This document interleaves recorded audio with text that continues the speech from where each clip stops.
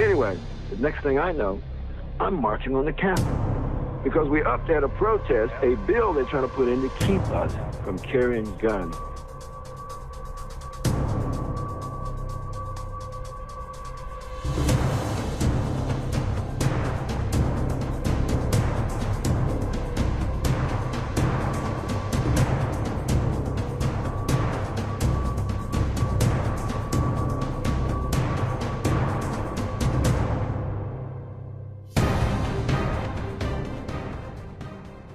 Black History Month is a great opportunity for us to come together and discuss the rich history that African Americans have here in this great nation.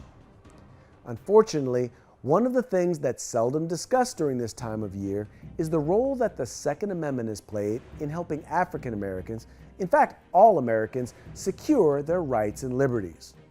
From the Civil War through civil rights, even through until today, the Second Amendment has played an integral role in helping African Americans secure their rights. Dating all the way back to slavery, laws were put in place in order to keep slaves and freed black men from obtaining firearms. And that practice continued after the Civil War as many states passed what's known as black codes, specifically designed to keep African American men from exercising their right to keep and bear arms. It was the passage of these laws and the proliferation of violent acts against African Americans that spurred the creation of one of the most unlikely civil rights groups of its time, the NRA. I want to talk a little bit about the NRA and the beginning of the NRA. And I don't know why the NRA is not using this, but how was the NRA founded? Because it's a white racist organization. Exactly. Yeah. And you got to go back a little bit, because what happened prior to the Civil War was in the southern states, a black cannot have an arm in self-defense of anything, anyway. Of course, he might use it like they did Nat Turner to kill a white guy, and then we can't have that. So what you have is blacks have no self-defense rights. Then you have the 13th Amendment that says all blacks are free in the South everywhere, not just the Emancipation Proclamation in the South. Can they own a gun? They could, but what happened was, being free, instantly in the South they started passing what were called the black codes. They had about 11 laws. One of the laws is blacks cannot own guns, they cannot own knives, they cannot own any weapon. They're free, they're citizens. Well, they can't own anything to defend themselves. Then in 1866 you have the Klan that gets started, and the Klan is after driving out all the free blacks and all the Republican whites that freed them. And so at that time you have in total about 5,000 lynchings.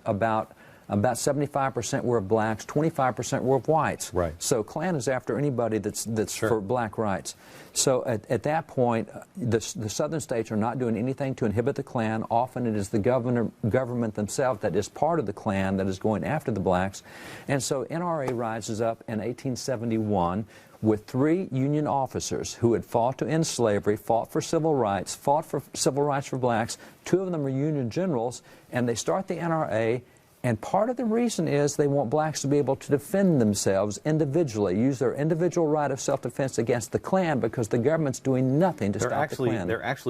In fact, the civil rights movement is full of examples of black men using their Second Amendment rights to defend other rights for all people. For example, in 1964, the desegregation of Jonesboro, Louisiana High School was threatened when an angry mob showed up, complete with support from law enforcement and fire hoses. But then 4 black men showed up with shotguns, and without firing a shot, the crowd eventually backed down and law enforcement moved aside in order to allow the students to pass. These 4 men were members of an organization known as the Deacons for Defense. They were everyday citizens who got together and organized in order to defend themselves and their community against the tyranny and violence of the Ku Klux Klan. I want to thank the Lord for our Constitution. I also want to thank the NRA for its legacy. The National Rifle Association was founded by religious leaders who wanted to protect free slaves from the Ku Klux Klan. They would raise money, buy arms, show the free slaves how to use those arms, and protect their families.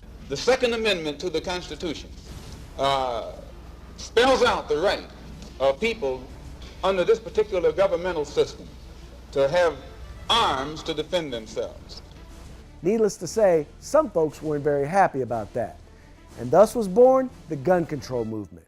But make no mistake, this wasn't about protecting people or reducing violence. It was about making sure that those people didn't get guns. There's been a lot of talk said recently because I was supposed to have said something about Negroes should buy rifles.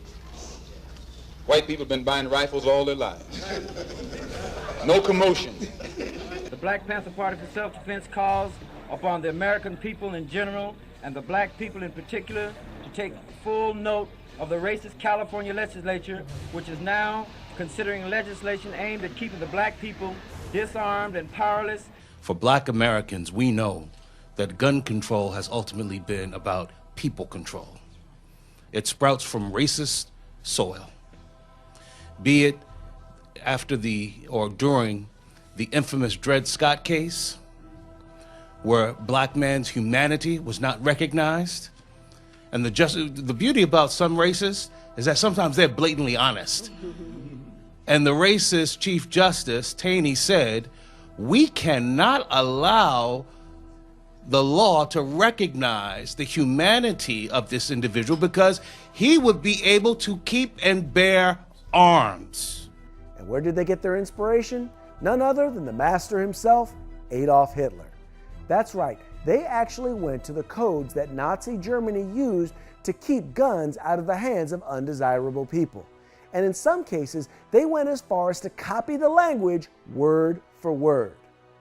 Although you may not know it by watching the mainstream media, there are many black leaders who recognize the gun control movement for exactly what it is, an attempt to disarm law-abiding citizens. Black history, black slave history, black Jim Crow history, and they should visit the histories of other tyrant nations where we had people like Hitler and Stalin and Mao, and every single time there is someone who wants to take away all other rights of the people, the first right they take away is your right to bear arms. We respect the Second Amendment.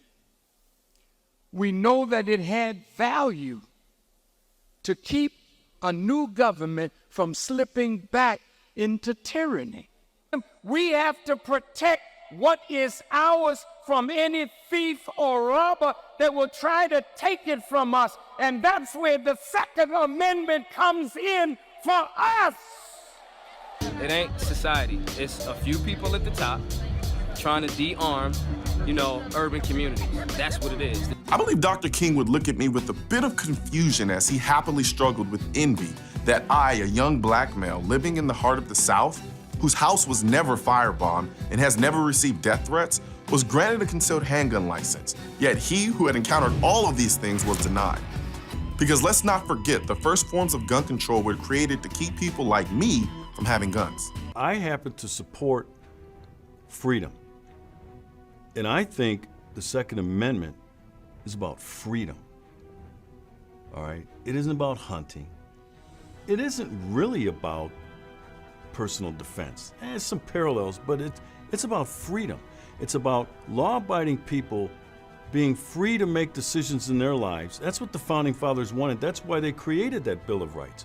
Freedom from government intrusion.